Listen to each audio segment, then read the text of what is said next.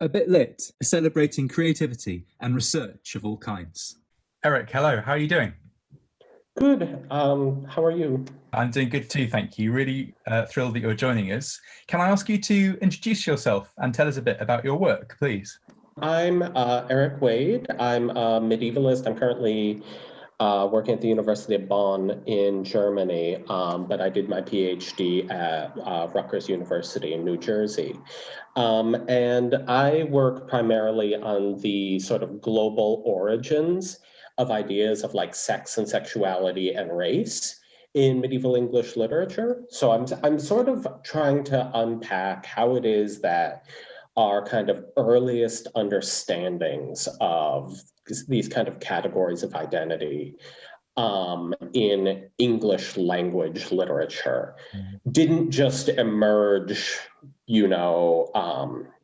out of nothing in England, but actually were produced by England's contact with the outside world.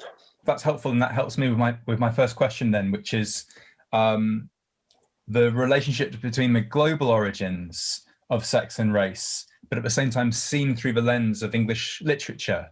How do you move between those two worlds, if that question makes sense?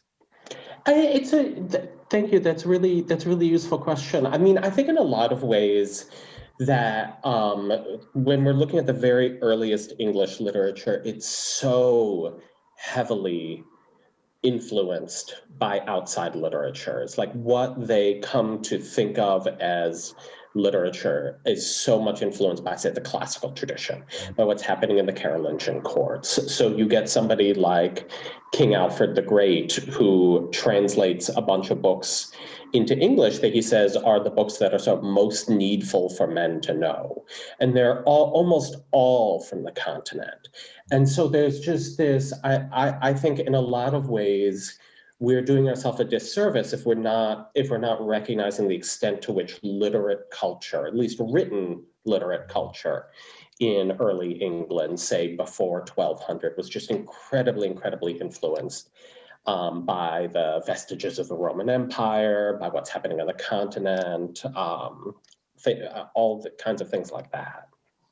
Thank you very much. And this is a huge question, so apologies, but how would such people, how would that particular time period have understood the very idea of sex and race? How might they articulate those two ideas? Like I say, it was a really good question. That's a really big. I mean, that's what I'm trying to figure out right now. I mean, to some extent, right? There isn't a term. There isn't a precise term for either thing in this period. And so when we're using words like that, we're speaking a little bit anachronistically to talk about, say, racial thinking in this period, and we have to sort of put together a bunch of different things that aren't necessarily explicitly brought together. So discourses from anti-Semitism to discourses on skin color, to discourses in sort of like environmental determination. And in fact, like there's not even a clear term for sex or sexuality in this period. This is one of the huge issues. Like there's, even from the very earliest English literature onward, almost all of the ways that sex is described is euphemistically.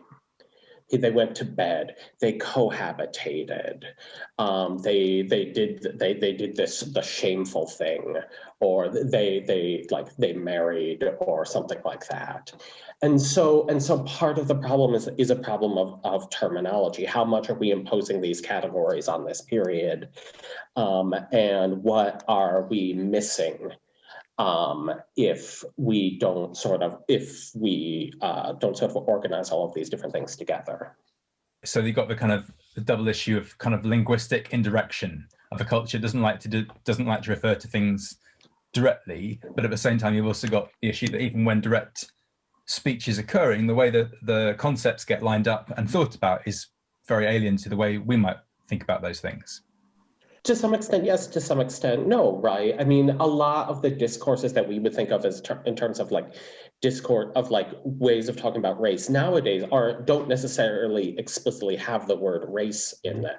There's lots of euphemistic ways that people express sort of racial identities or racial categories, whether it's through talking about sort of like if we're thinking about like Islamophobia, like talking about Muslims or Islamophobia, or talking about geographical things, the Middle East, these kinds of things. And none of those have the word race in them exactly, but we recognize that they all fall under this kind of category. So I think to some extent it's not totally dissimilar from the way that race or sexuality functions nowadays. It's just a different set of terminology. Thank you. That's really helpful. You've used the phrase several times now already, the very earliest English literature. So can you help our listeners understand quite what time period we're thinking about, and perhaps also how we move from not yet English to the very earliest English? Like what is that kind of emergence? My work primarily focuses on from about like 600 to 1200, and most of the time most of the stuff that I'm most focused on is really like the first half of that, from like 600 to 900, really. So it's what we traditionally call Old English literature.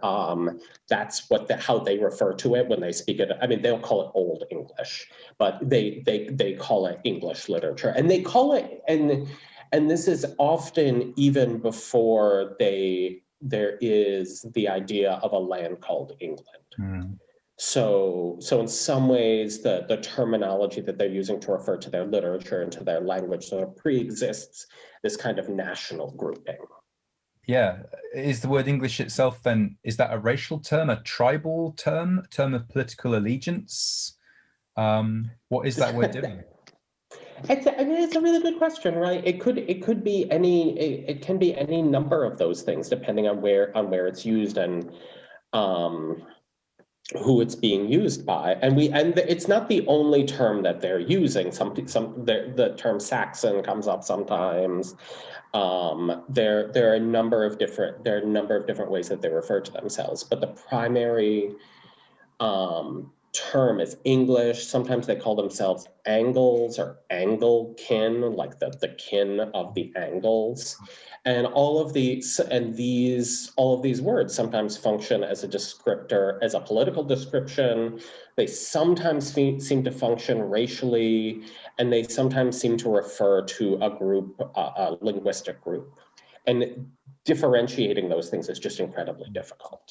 Yeah. Erik, in addition to your scholarly work, viewers either will know you already or will really enjoy getting to know you from the online work you do, the extraordinary online work you do, forcing us to rethink the medieval period via particular images. You're very, very playful with manuscripts, and you're really good at making us look again at them. Do you mind telling us a bit about that work? I'm not trained as an art historian originally, but one of the things that ended up happening sort of through social media is that I really love looking at manuscripts. I love book culture. I'm really, really fascinated by it. Even though the period that I primarily work in does not have a lot of illuminated manuscripts. Most of them come from after the Old English period. And so I just started sharing this kind of stuff on Twitter, and people seem to respond to it really well. I was sharing sort of joking stuff, but like after a while, you start to see patterns. You start to see the things that people aren't talking about. I think one of the things that I see that kind of public work is doing a lot is pushing back at certain narratives that we have about the Middle Ages and what the Middle Ages were and what kinds of things that they cared about. And one of the areas where I see that happening a lot, and I'm really interested in looking at kind of homoeroticism in these manuscripts and all of these moments that we've traditionally dismissed as like, oh, well, that's like the kiss of peace or something like that. And asking ourselves to think about like how these manuscripts were viewed by people who we would now call queer. how these manuscripts may have participated in some kind, may have registered as homoerotic to certain people. Do you have any examples of that we might look at? There's a bunch of different examples. I know that on Twitter, one of the things that I had pointed to was sort of images of the Virgin Mary embracing Elizabeth. I want to say her name is Elizabeth. Let's call her Elizabeth for the purposes of this film. Okay. Yeah. So I mean, one of the things that I drew attention to is these images of Mary embracing Elizabeth, and it's this very traditional set of images where the saint meets the Virgin, and they have this sort of familial embrace, but they're often kissing in this very, very passionate way, and one of the things that's really striking about it is that these are almost in direct contrast to how the Virgin Mary interacts with her husband in these images. So they're always sitting very far apart. They have these, they never show a lot of sort of physical affection. And there are all of these little tells in the manuscripts themselves. So several manuscripts, for example, have the kind of the chin chuck, which is this well-known sort of early pre-modern image, but sexual gesture. Like people, like men would often sort of chin chuck their lovers, and it's this sort of coded way of suggesting something sexual. And there's a lot of other stuff too. I mean, everything from that, like they appear with images of hares, for example, which were a well-known symbol for sodomy, like all of this kind of stuff. And so the question is not like, oh, they're really understood to be gay, or the people in the Middle Ages thought that they loved each other in a physical sense. But it is to try and understand what we do with the fact that there is this kind of coding that, if they were a man and a woman, would be read as erotic. And what would an audience used to reading these kinds of images in that way think of this? And whether it was understood that they were a couple, but is there a possibility that some of the viewers could have seen that there, or that some of the illustrators put that there in a way that is supposed to, like in a way that's supposed to, that both can be read as sexual and both can be claimed not to be. This kind of like the sort of coding that you would see like during the Hollywood Code in the US, for example, like, there's a fade to black, and you can imagine that it's sexual, or you can imagine, but you can also claim to the censors that that's clearly not what's happening there.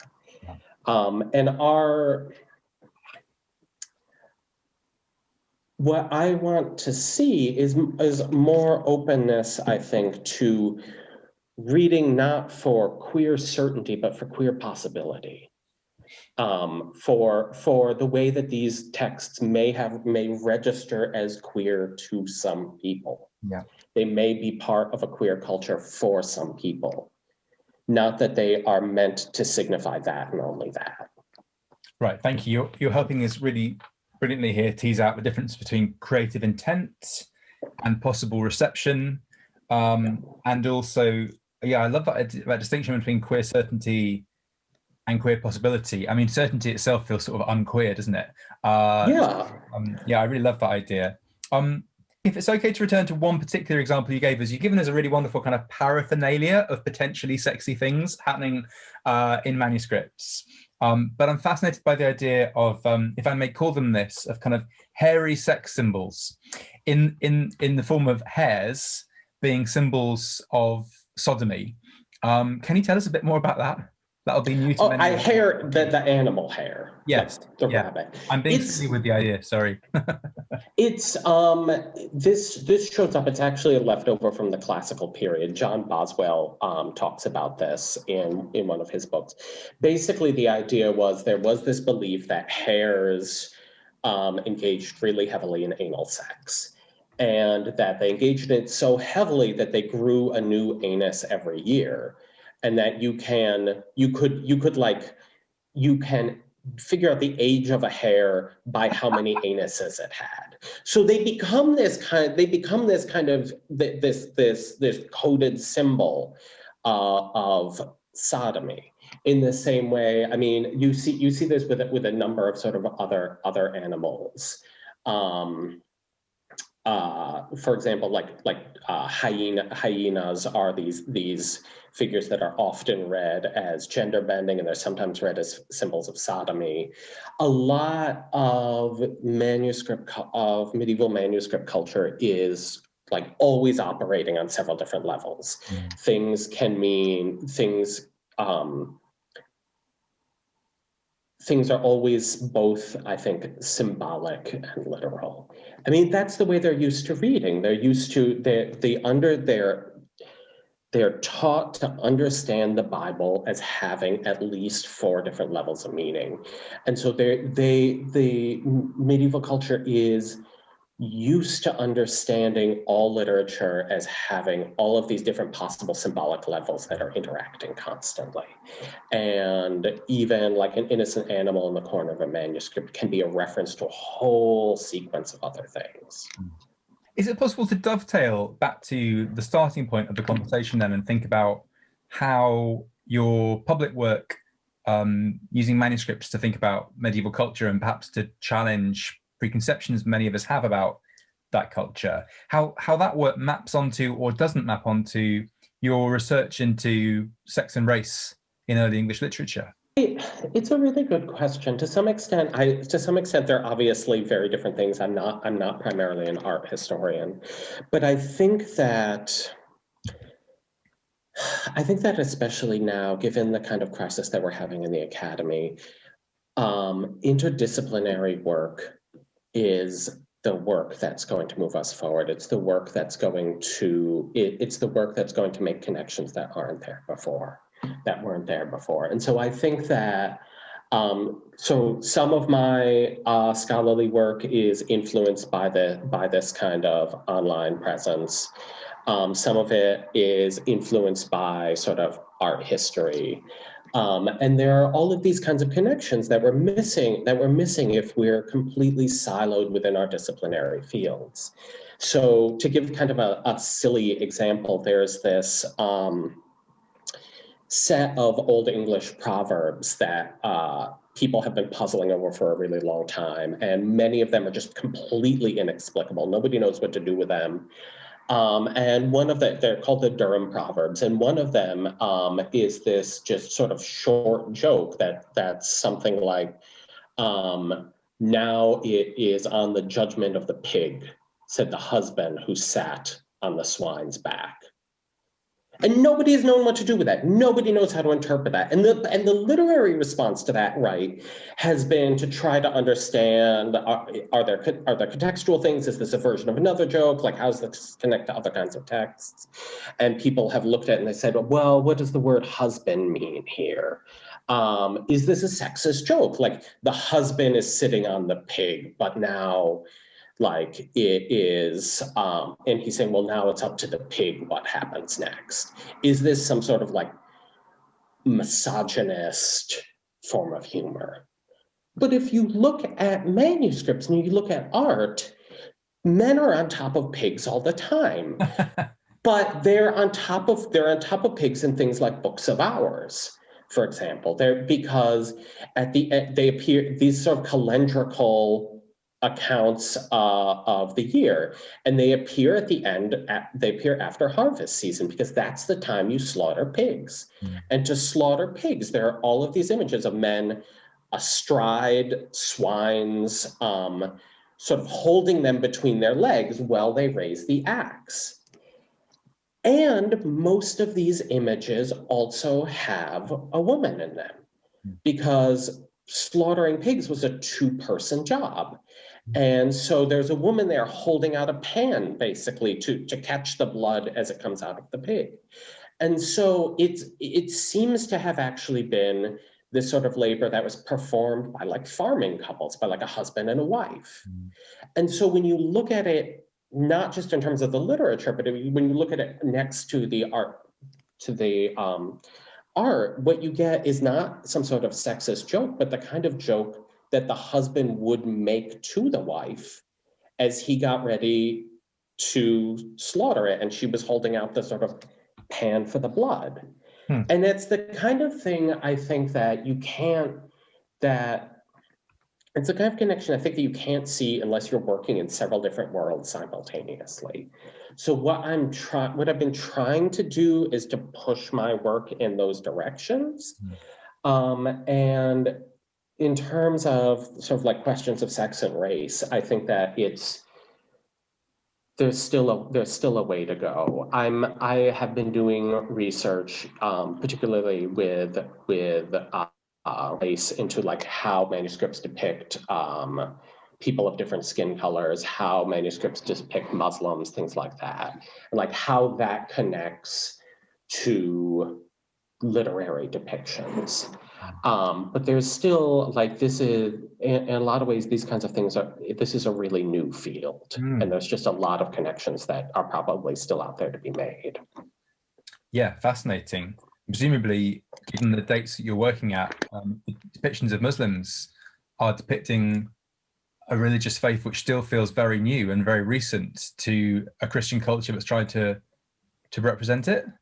I'm trying to think if there are even any depictions of Muslims from before, say, the Norman conquest. Okay. But at the same, but it's one of those things, like at the same time, you think the Muslim invasion of the Iberian Peninsula is the early 700s.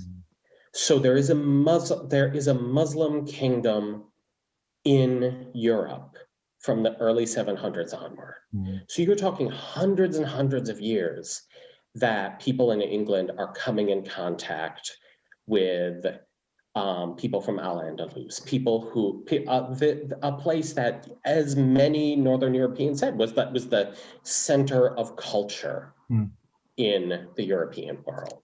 So it's hard to imagine, to some extent, that they can't have had a stronger sense of who Muslims were than that.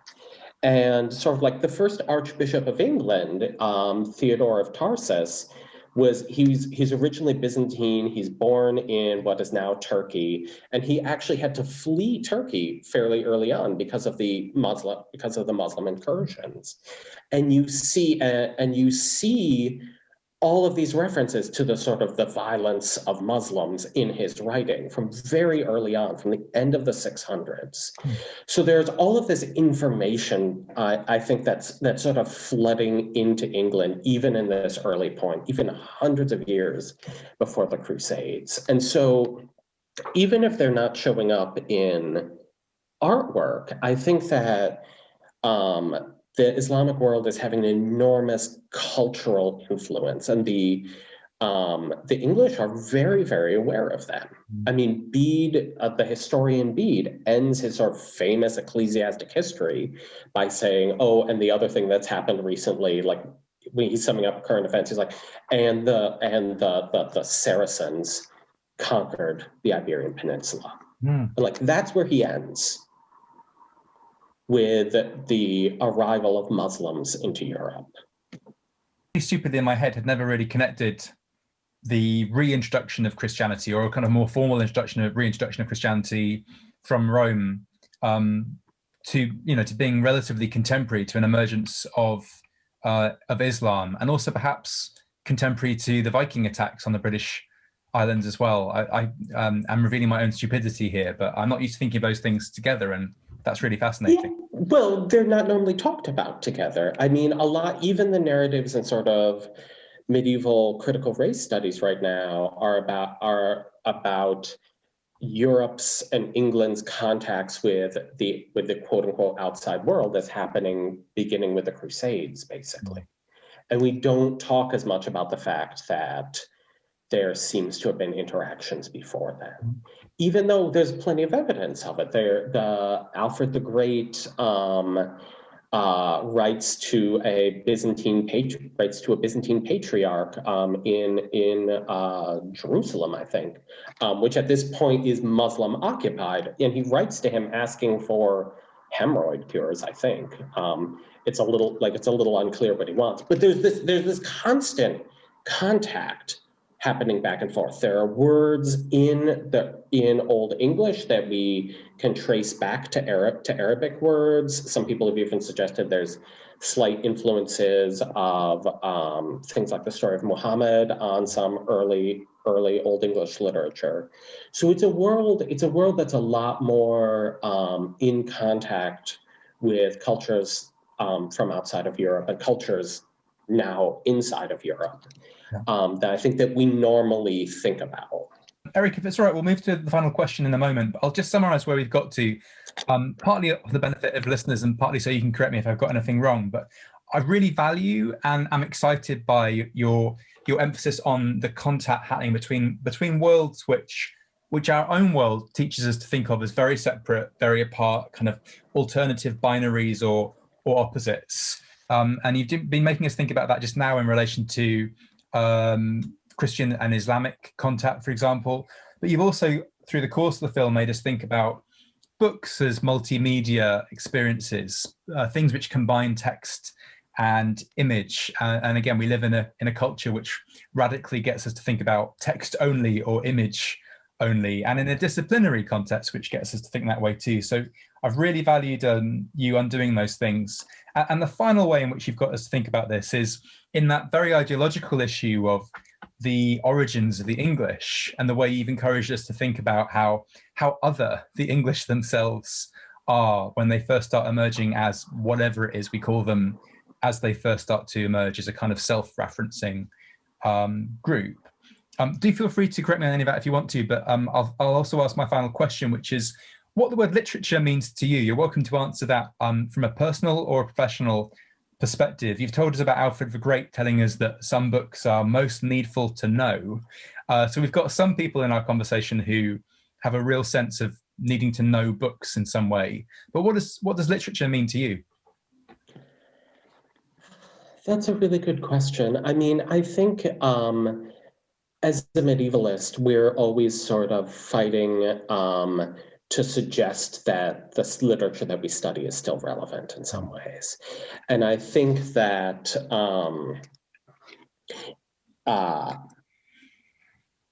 even the literature that we're sort of suggesting is relevant is often not the literature that they would suggest as relevant. So when Alfred says that the books that are most needful for men to know, they're almost entirely books that we don't regularly teach in undergraduate classes. They're Gregory's Pastoral Care, like they're these books. Boethius' Consolation of Philosophy is probably the most famous, but they're often not the books that we have selected as being the most important from the medieval tradition. And I think that in a lot of ways, what I always want students to get from literature, what I want people to get from literature, from medieval literature, from my public work, is understanding all of the other things that we might not think of as literary as, say, the Canterbury Tales or Beowulf or the Arthurian legends, but that played an enormous role in this period. And I think that part of that is not only recognizing what was important to medieval people, but pushing back on, as I've sort of said before, on our ideas of what the Middle Ages were.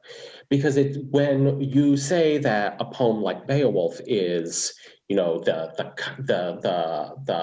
high water mark of the Old English period, that's not a neutral claim.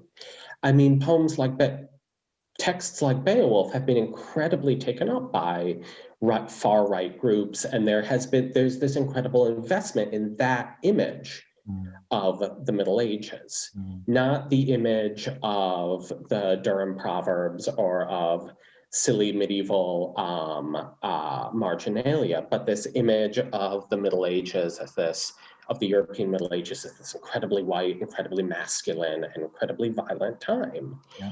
And I think that by expanding our ideas of what medieval literature is and what literature can do, we're also pushing back on the ways that literature is being marshaled right now. I mean, I was reading this morning, I think it was in there's something in the Washington Post, something in the New Yorker about the mob that attacked Capitol Hill this past week. And it was filled with medieval symbols. There were multiple people with sort of crusader imagery.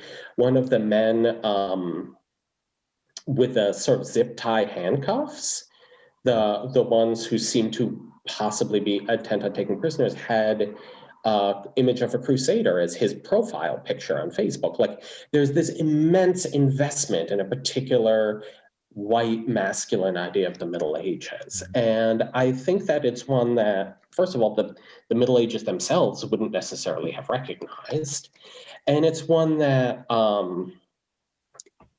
I think literature potentially can also push back on, but which literature has also, up until this point, often clearly bolstered, supported, enabled.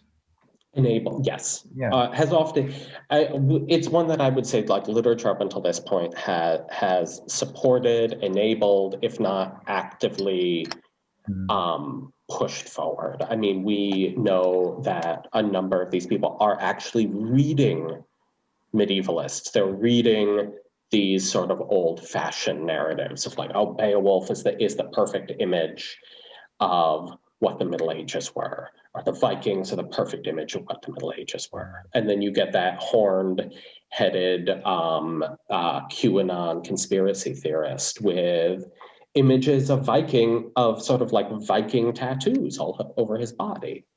And so this is literature, I think. Medieval literature is an incredibly live issue because it's an incredibly politicized issue. And it's an issue that is at the forefront of what is happening politically in a lot of ways, because we are having an enormous amount of conversations about how we conceive of the past. Yeah, thank you very much. I think what I'm hearing from you is, and I like that idea of, that paradox that as teachers we're constantly trying to think of the relevance of our literature, but at the same time we live in a world where it couldn't be more live and more ideologically pressing. But I think what I'm hearing from you is we should replace aggressive Vikings and monster killing Beowulf with our sex positive hares. I'm sorry, I'm going to stick to the phrase hairy sex symbol. I think we should embrace that medieval art history tradition. Erik, thank you very much. It's been a joy and I've learnt lots. Hopefully we will get you back because I know that we'd love to have you in the future. But for now, thank you very much. Thank you so much for having me.